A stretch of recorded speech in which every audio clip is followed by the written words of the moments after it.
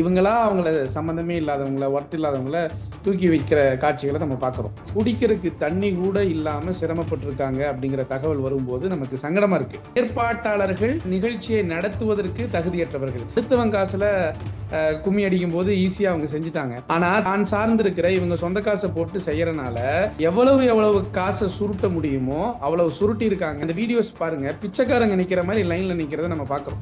தட்டை ஏந்திக்கிட்டு நிக்கிறாங்க, பிளாக்ல டிக்கெட் வித்துருக்காங்க. நிறைய பேர் பிளாக்ல டிக்கெட் வாங்கிட்டு போயிருக்காங்க. இப்ப நிறைய பேர் போனவங்களுக்கு அவமானம் மட்டும்தான் மிஞ்சி இருக்கு. அதனால பிரச்சனை இல்ல, ஏதோ வந்துட்டாங்க. இவ்வளவு பெரிய கூட்டம் வருது அப்படிங்கறத உளவுத்துறை முன்கூட்டியே கண்காணிச்சிருக்கும். காசு கொடுத்தா கூவற மீடியான்னு ஒரு சில மீடியாக்கள் இருக்கு இல்லையா, அவன் பண்ணன பூம் தான் என்னாச்சு அப்படின்னா மக்களை ஏமாற்றக்கூடிய ஒரு விளம்பரமாக இது மாறி விட்டது. இந்த கிரௌட கரெக்டா மேனேஜ் பண்றதுக்காகவே கலர் வைஸா செக்ஷனை பிரிச்சிருந்தாங்க. கொங்கு வெட்டிங் ஃபுட் ஃபெஸ்டிவல் நம்ம கோயம்புத்தூர்ல பிரம்மாண்டமா நடக்க போகுது. தமிழ்நாட்டிலேயே இந்த மாதிரி ஒரு கொங்கு கல்யாண விருந்தை நீங்க பார்த்திருக்கவே மாட்டீங்க. மக்களை ஏமாற்றியதில் அசோசியேஷனுக்கு என்ன பங்கு இருக்கோ அதே அளவுக்கு ஒரு சில மீடியாக்களுக்கும் இதிலே பங்கு இருக்கிறது. இந்த நிலையை ஏற்படுத்தக்கூடிய ஒருங்கிணைப்பாளர்கள், இந்த நிகழ்ச்சியை நடத்தியவர்கள் மீது நடவடிக்கை எடுக்கணும், விசாரிக்கணும்.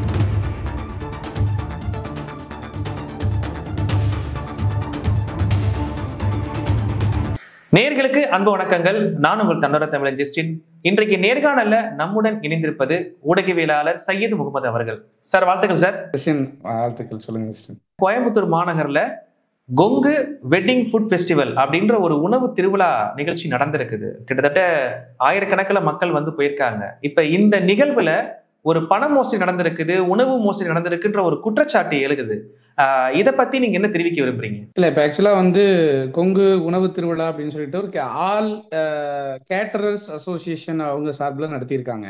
பயங்கரமான மக்கள் வந்து அசிங்கப்பட்டிருக்காங்க, கஷ்டப்பட்டிருக்கிறாங்க, நிறைய சிரமங்கள், பெண்கள் குழந்தைகள் எல்லாம் சிரமப்பட்டிருக்காங்கிற தகவல் நமக்கு வெளியே வருது. ஆர்வ கோளாறுனால் நடந்த விஷயமா இது நான் பாக்குறேன். ஆர்வ கோளாறு பில்டர்ஸ் அசோசியேஷன் சார்பாக நிறைய நடக்கும். புத்தக திருவிழா அரசு நடத்துது. இந்த மாதிரி நிறைய அசோசியேஷன்கள், வர்த்தகர்கள், வணிகர்களுடைய சங்கம் சார்பாக நடக்கும். நிறைய கல்வியாளர்களோடது நடக்கும். ஆனா இந்த உணவு திருவிழா அப்படின்னு சொல்லப்படக்கூடிய இந்த விஷயத்துல என்ன கலக்குது அப்படின்னா, இந்த உணவு திருவிழாவை ப்ரொமோட் பண்ணாங்க இல்லையா, அந்த நம்ம இந்த யூடியூபர்ஸ், செலிபிரிட்டிஸ்ன்னு சொல்லப்படக்கூடியவங்க இருக்காங்கல்ல, அவங்க வந்து ப்ரொமோஷனை கொடுத்து ப்ரொமோஷன் ரொம்ப அதிகமாக மக்களினுடைய எதிர்பார்ப்பை தூண்டிவிட்டு மக்கள் அத்தனை பேரையும் இந்த விழாவுக்கு போகணும் அப்படிங்கிற மாதிரியான ஒரு விளம்பரத்தை கொண்டு போய் சேர்த்திட்டாங்க எல்லாத்துக்கிட்டையும். ஆனா எந்த அளவுக்கு விளம்பரத்தை சேர்த்தனாங்களோ அந்த அளவுக்கு அவங்க என்ன செஞ்சிருக்காங்க, ஏற்பாடு பண்ணியிருக்கணும். ஆனா அவங்க ஏற்பாடு பண்ணல. மக்கள் மேலேயும் தவறு இருக்கு. ஒரு செலிபிரிட்டி ஒரு இடத்துல கூடனாங்கன்னு சொன்னா உடனே அவங்க என்ன செய்யறாங்க, 10 பேர் 20 பேர் போய் நிக்கிறது. அதே மாதிரி இப்ப ஒரு சில செலிபிரிட்டிஸ் எல்லாம் வந்து திரும்பி கூட பாக்குறதுக்கு ஆள் இருக்காது. ஆனா கல்லூரிகளுக்கு கூப்பிட்டுட்டு அவங்களுக்கு எஸ்கார்ட்ஸ் போட்டு தருவாங்க. அதாவது இந்த எப்படி சொல்றது, அது என்ன சொல்லுவாங்க, இந்த பீம் பாய்ஸ்ங்கிற மாதிரி எஸ்கார்ட் போட்டு அவங்கள 10 பேர்த்த சுத்தி அவனை கூட்டிட்டு போறது. இதுல என்ன நினைச்சுக்கிறாங்கன்னா, நாங்க செலிபிரிட்டியை கூப்பிட்டுருக்கோம், நாங்க செலிபிரிட்டியை வந்து நாங்க வந்து எங்க காலேஜுக்கு கொண்டு வந்திருக்கிறோம், அதனால இவரை இன்னும் பெரிய செலிபிரிட்டியாக நாங்க இங்க காட்சிப்படுத்த வேண்டியது இருக்கு அப்படின்னு நினைச்சுக்கிட்டு இவங்களா அவங்கள சம்பந்தமே இல்லாதவங்கள ஒர்த் இல்லாதவங்கள தூக்கி வைக்கிற காட்சிகளை நம்ம பாக்குறோம். இது மக்களினுடைய பிழை. இப்ப இந்த அசோசியேஷன் இதற்கு முன்னாடி என்ன நடத்தியிருக்கு, உணவு திருவிழா எத்தனை நடத்தியிருக்காங்க, வெற்றிகரமா நடத்தியிருக்காங்களா, நடத்துவதற்கு தகுதியானவர்களா அப்படிங்கறது எதையுமே பார்க்காம அவங்கள நம்பி போய் பணம் கட்டி போயிருக்காங்க. மக்களுடைய அறியாமை அப்படின்னு சொன்னாலுமே, ஆனா பொதுமக்கள் அப்படித்தான் இருப்பாங்க. இவங்க வந்து விளம்பரம் கொடுத்தது பாத்தீங்கன்னா, நாங்க அப்படி பண்றோம், நீங்க பாருங்க மாதம்பட்டி ரங்கராஜ், அவங்களுடைய சிஸ்டர், கோ சிஸ்டர்ஸ், இந்த மாதிரி நிறைய பேர், இன்னும் நிறைய செலிபிரிட்டிஸ், விஜய் சார்ந்த நிறைய செலிபிரிட்டிஸ் எல்லாம் வந்து நாங்க வர்றோம் நீங்க வாங்கன்னு சொல்லி மக்களை அழைச்சதை நம்ம பாக்குறோம். இப்ப இதை நம்பி என்ன செய்யறாங்க, மக்களும் போறாங்க. பட் என்ன நடந்திருக்கு அப்படின்னா, குடிக்கிறதுக்கு தண்ணி கூட இல்லாம சிரமப்பட்டிருக்காங்க அப்படிங்கிற தகவல் வரும்போது நமக்கு சங்கடமா இருக்கு. நம்ம எத்தனையோ நிகழ்வுகளுக்கு போறோம், நிறைய விஷயங்கள் நம்ம கலந்துக்கிறோம். ஆனா இந்த உணவு திருவிழாவுக்கு போனோங்கிற எண்ணம் கூட நமக்கு வரல. காரணம் என்னன்னா, இது கண்டிப்பா கசகசப்பா தான் இருக்கும், கூட்டமா தான் இருக்கும் அப்படிங்கிறது எனக்கு நல்லாவே புரிய முடியுது ஜஸ்டின். இப்ப இவங்க பண்ணின பெரிய மிஸ்டேக் என்னன்னா, ஏற்பாட்டாளர்கள் ஒரு நிகழ்ச்சியை நடத்துவதற்கு தகுதியற்றவர்கள். எத்தனையோ கல்யாணத்தை நடத்திருக்கலாம், எவ்வளவோ பெரிய கூட்டங்களை பார்த்திருக்கலாம், 1000 பேருக்கு சமைச்சிருக்கலாம், 10,000 பேருக்கு சமைச்சிருக்கலாம்.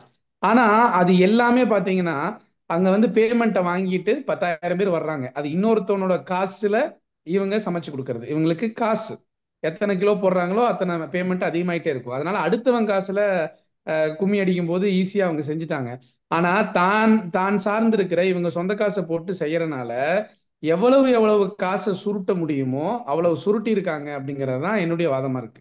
ஓ, இதுல பண மோசடி நடந்திருக்குன்னு குற்றச்சாட்டு வைக்கிறீங்களா? கண்டிப்பா பண மோசடி திட்டமிட்டு நடந்திருக்கா, திட்டமிடாமல் நடந்ததான்னு எனக்கு தெரியாது. ஆனால் மோசடி நடந்திருக்கு. எது மோசடி?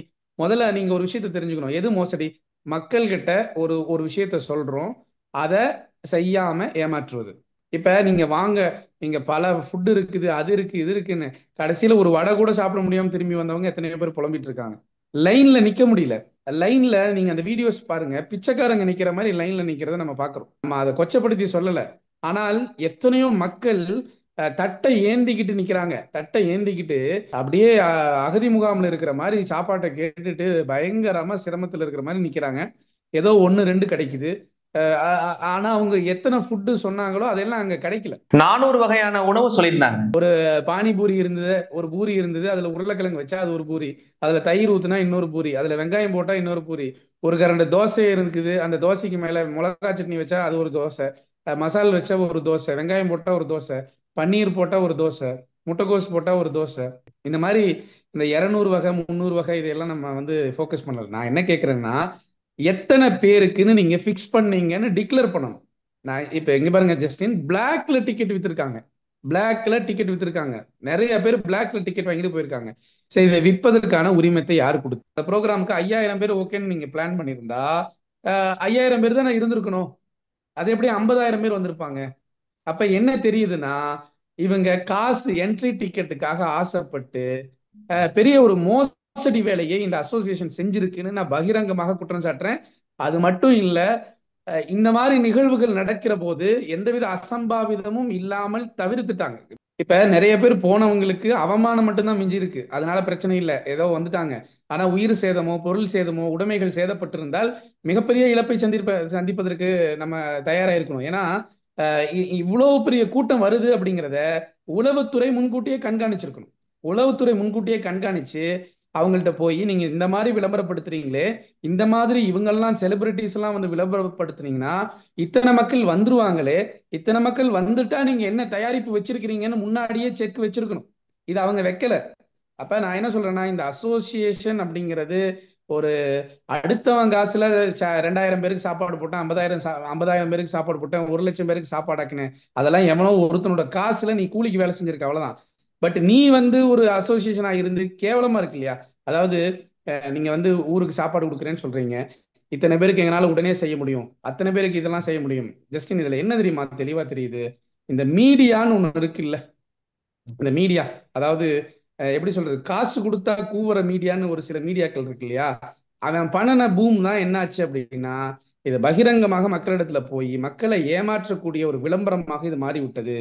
இது மக்களை ஏமாற்றியதில் அசோசியேஷனுக்கு என்ன பங்கு இருக்கோ அதே அளவுக்கு ஒரு சில காசு வாங்கிட்டு ஹைலைட் பண்ணி அவங்கள ஃபோக்கஸ் பண்ற அந்த மீடியாக்களுக்கும் இதுல பங்கு இருக்கிறது அப்படிங்கறத நான் சொல்றேன். இதுக்கு வந்து இப்ப 5000 பேருக்கு நான் அரேஞ்ச் பண்ணேன் சார், ஆனா 50,000 பேர் வந்துட்டாங்க சார் அப்படின்னா இது வந்து பொது நிகழ்ச்சி இல்லை, என்ட்ரி இல்லாம வரக்கூடிய நிகழ்ச்சியா இருந்தா ஒண்ணுமே பண்ண முடியாது ஜஸ்டின். அதை வந்து நம்ம தப்பு சொல்ல முடியாது. சார் நாங்க என்ன சார் பண்ண முடியும், 5000 பேருக்கு நாங்க சேர் போட்டோம் சார், ஆனா 10,000 பேர் வந்துட்டாங்க சார், அதுக்கு நம்ம ஒண்ணும் பண்ண முடியாது. ஆனா இவன் என்ட்ரி டிக்கெட் வச்சு என்ட்ரிய சோதிச்சு தானே நீங்க உள்ள அனுப்புனீங்க. அப்ப 5000 பேருக்கு ஃபுட் ரெடி பண்ணியிருந்தா நீங்க எப்படி 50,000 பேருக்கு உள்ள அனுப்ப முடியும்? அப்படி அனுப்பி இருந்தால் நீ மிகப்பெரிய மோசடி, மிகப்பெரிய குற்றம். இது வந்து மக்களை ஏமாற்றக்கூடிய செயல். கண்டிப்பாக இந்த அசோசியேஷன் மீதும் அதனுடைய முன்னணி நிர்வாகிகள் மீதும் எந்த விதமான பாரபட்சமின்றி நடவடிக்கை எடுக்க வேண்டும் அப்படிங்கறத நான் இந்த இடத்துல சொல்லிக்கிறேன். மேனேஜ்மெண்ட் சரியில்லை, மற்றபடி இது பிளான் பண்ணி பண்ணல அப்படின்ற மாதிரியான செய்திகள்லாம் வருது. ஒரே ஒரு விஷயத்த சொல்லிடுறேன், நல்லா கேளுங்க.